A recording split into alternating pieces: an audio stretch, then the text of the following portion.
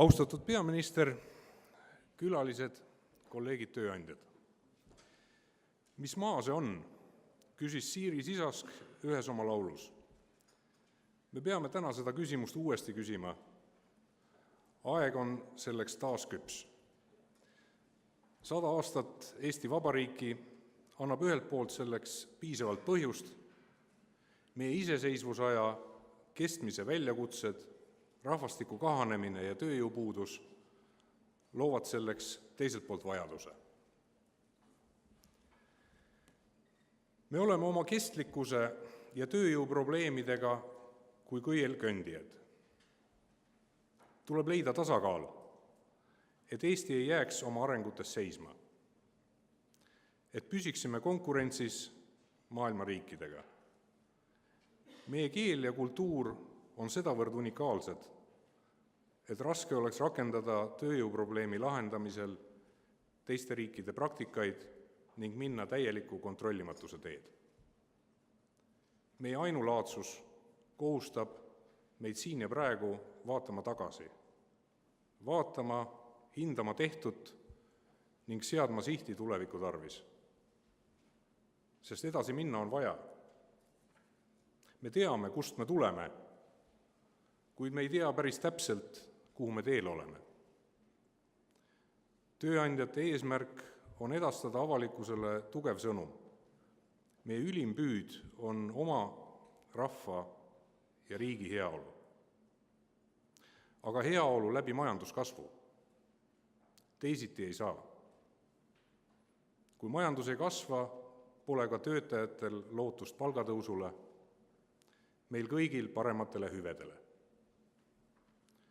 Majandus on avalike teenuste ja riigi pakutavate hüvede alusmaterjal. Nagu seda on riie hästi selga passiva rätsepa ülikonna jaoks. Niisiis küsime, kuidas me seda riigiriiet mõõdame ja lõikame. Kui lõikame liiga palju, siis hiljem tagasi panna ei saa. Hea töö aluseks on professionaalne meister, hoolas mõõtmine, aga ka usaldus meistri vastu.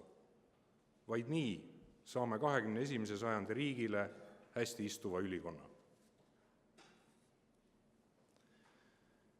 Meie konverentsi nimeks on Kuidas me kestame.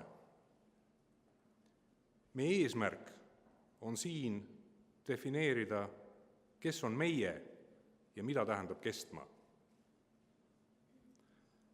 Kas mõistame neid asju üheselt või näeme erinevaid võimalusi? Millist riiki siis peame, kui meid on 800 000? Kas see on kriis või pole seda? Kui see on kriis, siis kuidas selle vastu astume? Kuigi tegemist on tööandjate konverentsiga, tahame näha ka laiemat pilti.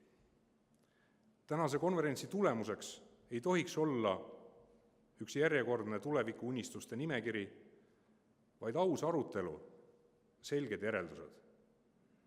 Kui vaja, siis ka tõdemus, et mitte kõik meie unistused ei ole loodud täituma, millestki tuleb ka loobuda. Me teeme seda kõike ühise saunaskäiguna. Saun on vaese mehe tohter, ütleb vanasõna, saunas sünniti ja mindi viimasele teele. Saunas sai rääkida asjadest nii, nagu need olid. Kõik võrdsed ja ilustustest vabad. Viskame leili ja räägime suud puhtaks. Meie tänase konverentsi esimene osa keskendub probleemi teadvustamisele. Kui kuum see teema siis ikka on? Kestame või kustume? Kui mustad pilved meie kohal liiguvad? Teises osas reisime ajamasinaga tulevikku ja vaatame saunakibu põhjast võimalikke stsenaariume. Milline näeb välja Eesti 20, 50 või 100 aasta pärast? Millised on demograafilised trendid maailmas?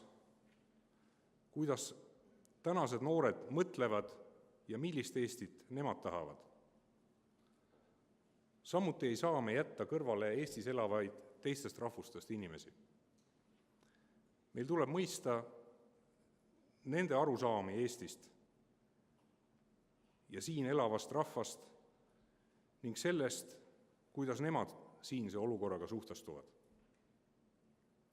Kolmandas ja ühtlasi viimases osas otsivad meie lugupeetud naispoliitikud probleemidele lahendusi ehk võluvihta. Millises osakaalus, milliseid meetmeid rakendada? Kas tuleb rakendada kõiki või piisab ühestki? Mis juhtub, kui me neid valikuid täna ei tee? Soovin teile põnevat päeva ja hüva leili. Aitäh!